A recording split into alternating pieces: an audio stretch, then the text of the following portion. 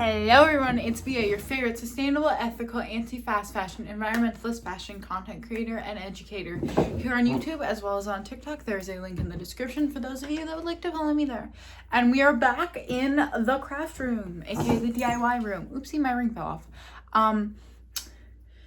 And that obviously means we're back with another video in our How to DIY series where I give you guys tips, supplies, and DIY ideas galore. But we're actually going to start a sub-series under that, and that is the basics of using a sewing machine. These are going to be shorter form videos that I'm going to also have sped up reel attachments as time-lapse for these, which when those are posted, they'll be linked in the description. But yeah, I'm going to show you guys the different parts of a sewing machine, you know, how to thread it and how to use it throughout this sub-series before we continue, since I've noticed a lot of my friends and people online don't really know how to use a sewing machine. And in order to DIY and alter your own clothing, you kind of have to either know how to hand sew or use a sewing machine. And I personally find for neurodiverse folks such as myself that a sewing machine is a better option.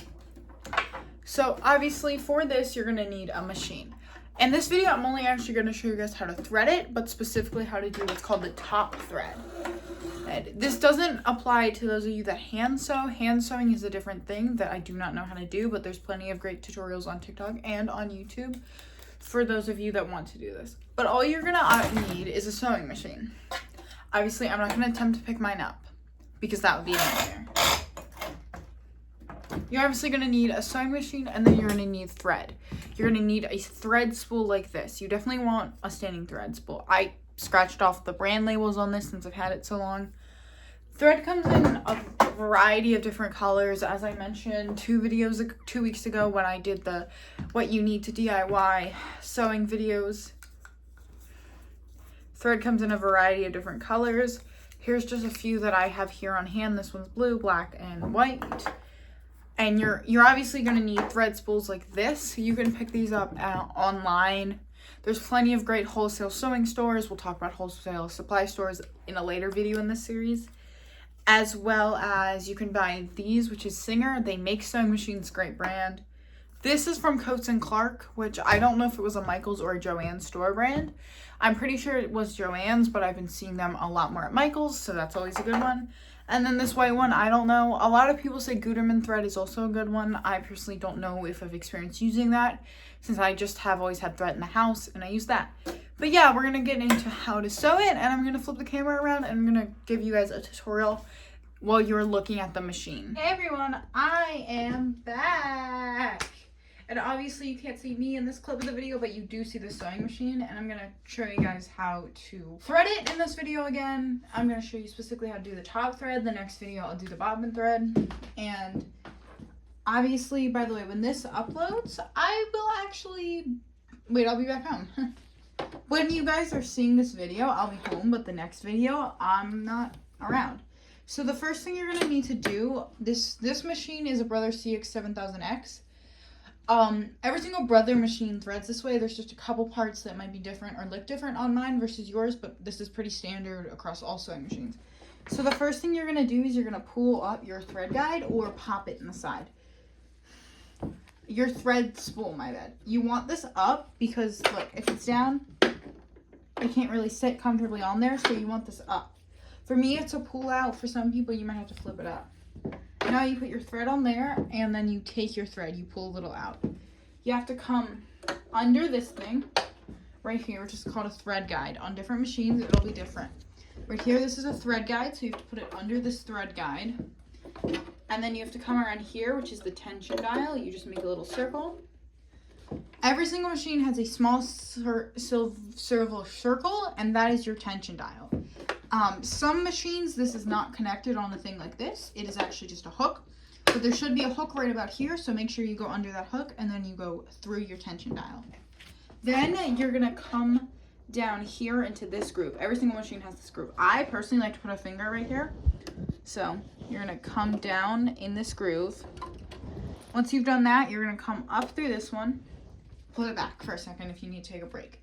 For the next part, it's super important that you follow every single thing that I do to just make this easier, because I'm going to show you tips that I learned that I do to make my threading the machine go faster.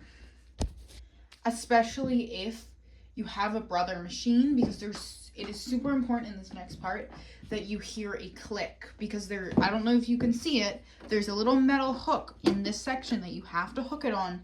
That way it gets threaded into the needle. And if you don't do that, not only will your thread be very prone to knotting and knot a lot, it will honestly just be harder for it to stay in the needle and for it to latch in the needle. So what I do is I pull up the fabric, I wrap it around, I pull up the fabric, what am I saying? So what I personally like to do is I like to pull the fabric up and I like to pull the thread up and I like to loop it around my finger like that and let it fall. That way you have 2 loops coming down. And make sure you heard a specific click. There's probably a good chance, due to my lack of microphones in this video, that you heard the click in the video, but make sure that when you're threading your machine, when you're doing the metal hook there, that you hear a click. Hearing that click is so important. Now come down, and I'm gonna take off my ring. A big sewing tip, if you have like chunky rings, take them off. Now you're gonna see a little hook right here above the needle once you're taking it down. I'm gonna try to make this better for you guys to see. There should be a little hook right above your needle. Yeah. Okay, there should be a little hook right here above your needle. Take a finger, take 2 hands, put it on there, and slide it in there. And once you have it in there, you're pretty much almost done threading, but you still have to thread your actual physical sewing machine needle. And the way that I like to do that is I like to take a pair of scissors. Any scissors will work. I personally would not recommend using fabric scissors, but you can. So for that reason, I'm going to be using fabric scissors in this video. Cutting thread doesn't do anything to the fabric scissors if that's something you're worried about. But I would 100% recommend that you use either fabric scissors or regular scissors just to make this easier. So cut your thread and cut it really straight because you have to thread the needle. And I would definitely, a lot of people say don't do this, and almost every tutorial you're going to find is going to say don't do this, but I'm not those people and I'm not those tutorials and I'm not contracted by any kind of contract, so I can say this: put your sewing foot down. Your presser foot can get in the way when you're threading your needle. So I found that if I put the foot down and then when I'm starting to thread the actual needle and then I put it back up when I'm done threading the needle, it just makes it easier. So now to thread your needle, look for a little hole on the needle. It's going to be near the bottom. And just kind of push your thread through the needle like you see me doing here. And once you get it through, you have to pull it through. And then boom, you've threaded your needle and you've actually threaded your entire sewing machine. But on most machines, I'll turn mine around here, there's a little thing right here that you guys can see where my finger is. That is actually a thread cutter that is meant to cut the thread once you've threaded the machine. So you pull that up and around and boom, your thread is cut.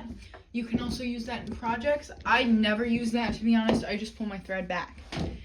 And yeah, I'm gonna do the outro. Okay guys, it's back. I'm back. You see my face now. But unfortunately, in a lot of those videos, and art videos, once you start seeing me or the creator's face, that means it's time for them to do their outro, which is, in my opinion, the worst part of a video. But you can't make a video without an outro because I have to say goodbye to you guys because you were watching this video that I created. So it would be wrong of me as a content creator not to give you an outro. So now I'm going to give you guys that outro. I hope you guys liked watching this video and you enjoyed watching it just as much as I enjoyed making it for all of you. If you did enjoy this video, please make sure to give it a like. That way the YouTube algorithm knows that you like content like this and you would like to see more of that. As well as it tells me that you want to see more content like this, especially regarding sewing machines, and threading a sewing machine. If you want to see more content specifically from me, you can go ahead and hit the subscribe button down below, because not only does that help me get the motivation to make these videos, it also helps my channel grow and helps my channel become more promoted. But if you didn't like this video, you can hit the dislike button. That doesn't matter to me. I don't see it. YouTube turned off the number of dislikes. If you want if there's anything you guys want me to make content about, you can go ahead and leave it in a comment, or you can email me using the email link down below, or you can go to my profile and it'll tell you the email. I try to respond. Just make sure to put YouTube in your subject line. Down below, you'll find, in the description, you'll find a link to all of my platforms via a link tree. You will also find a link to my newly started Depop, where you can purchase my clothing and some jewelry that I've handmade. And that is under a link in the link tree called Shop My Closet. There is also a Substack link there where I will write a video about where I will be writing an entry shortly about the impact and the importance of sewing both by machine and by hand, and how fast fashion has devalued that. That'll be the next one up. So yeah, I do hope to see you guys reading my Substack, as well as see you on all my other platforms. I upload daily on TikTok and YouTube, and once again, I upload weekly here on YouTube every Wednesday at 12 o'clock, and I will see you guys next week with another how to sew video.